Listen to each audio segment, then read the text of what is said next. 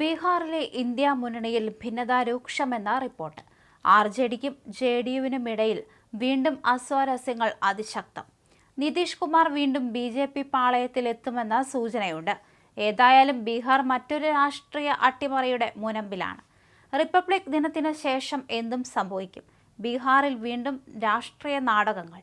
ഭരണകക്ഷിയായ മഹാസഖ്യത്തിൽ വിള്ളൽ വീഴുന്നെന്ന സൂചന ഉയർത്തി ആർ.ജെ.ഡിയും ജെ.ഡി.യുവും പാട്നയിൽ പ്രത്യേകം യോഗം ചേർന്നു. നിതീഷ് കുമാർ മഹാസഖ്യം വിട്ട് എൻ.ഡി.എയിലേക്ക് തിരിച്ചു പോകുമെന്ന അഭ്യൂഹത്തിനിടയിലാണിത്.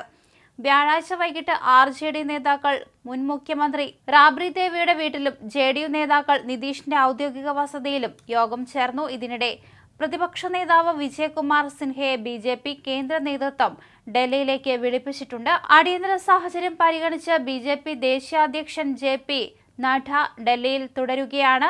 നിയമസഭ പിരിച്ചുവിടാൻ നിതീഷ് കുമാർ ശുപാർശ ചെയ്യുമെന്ന അഭ്യൂഹം പാട്നയിൽ ഉയരുന്നുണ്ട്.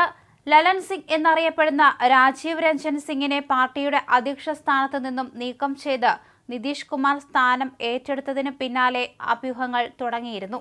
അതിനിടെ തന്റെ ഔദ്യോഗിക ഓസ്ട്രേലിയൻ പര്യടനം ബീഹാർ ഉപമുഖ്യമന്ത്രി കൂടിയായ തേജസ്വി യാദവ് റദ്ദാക്കിയതും ചർച്ചയായി. ആകെ 243 അംഗങ്ങളുള്ള ബീഹാർ നിയമസഭയിൽ ലാലു പ്രസാദ് യാദവിന്റെ ആർ.ജെ.ഡിക്ക് 79 സീറ്റുകളുണ്ട്. Congress, CPI MLA, CPM 2, CPI 2, സ്വതന്ത്രൻ എന്നിങ്ങനെയാണ് സീറ്റുകൾ. ഇത് എല്ലാം കൂട്ടിയാൽ 114 സീറ്റുകൾ. 45 സീറ്റുകളാണ് നിതീഷ് കുമാറിന്റെ ജെ.ഡി.യുവിനുള്ളത്. ഇനി ജെ.ഡി.യുവിന്റെ പിന്തുണയില്ലെങ്കിലും പുറത്തുനിന്നും ഒരുപാട് പേരുടെ പിന്തുണ കിട്ടിയാൽ തേജസ്വിക്ക് മുഖ്യമന്ത്രിയാകാം.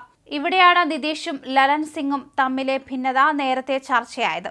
ലലൻ സിംഗ് ആർ.ജെ.ഡിയുമായി അടുത്ത തേജസ്വി യാദവിനെ മുഖ്യമന്ത്രി പദത്തിലെത്തിക്കാൻ ശ്രമിക്കുന്നെന്ന സംശയം നിതീഷിനുണ്ട്.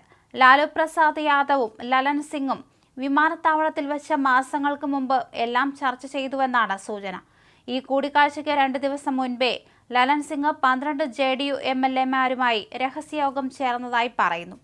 കഴിഞ്ഞ കാലമായി ലലൻ സിംഗ് തേജസ്വി യാദവിനെ മുഖ്യമന്ത്രിയാക്കണമെന്ന് വാദിച്ചുകൊണ്ടിരിക്കുകയായിരുന്നു. എന്നാൽ അത് നിതീഷ് കുമാർ സമ്മതിച്ചില്ല. 12 MLA-മാരെ ലലൻ സിംഗിന് ജെ.ഡി.യുവിൽ നിന്നും അടർത്തിയെടുക്കാനായാൽ തേജസ്വിക്ക് മുഖ്യമന്ത്രിയാകാം. ലോക്സഭാ തെരഞ്ഞെടുപ്പിൽ നേട്ടമുണ്ടാക്കാൻ ഇത് അനിവാര്യമാണെന്നാണ് ആർ.ജെ.ഡിയുടെ വിലയിരുത്തൽ. ഇത് മനസ്സിലാക്കിയാണ് ബി.ജെ.പി പാളയത്തിലേക്ക് കൂടുമാറി ആർ.ജെ.ഡി മോഹത്തെ തകർക്കാനുള്ള നീക്കം. ലലനെതിരെ സംശയം കൂടിയായതോടെയാണ് ജെ.ഡി.യു ദേശീയാധ്യക്ഷ പദം വീണ്ടും നിതീഷ് ഏറ്റെടുത്തതെന്നാണ് റിപ്പോർട്ടുകൾ. കടുത്ത ബി.ജെ.പി വിരുദ്ധ നേതാവ് കൂടിയാണ് ലലൻ. ഒരു കാലത്ത് ലാലു പ്രസാദ് യാദവും മകനും ലാലുവിന്റെ ഭാര്യ റാബ്രി ദേവിയും ചേർന്ന് നടത്തിയ രഹസ്യ നീക്കങ്ങളുടെ ഫലമായാണ് ബി.ജെ.പിയെ ഉപേക്ഷിച്ച് നിതീഷ് ലാലു പ്രസാദ് യാദവിലേക്ക് ചാഞ്ഞത്.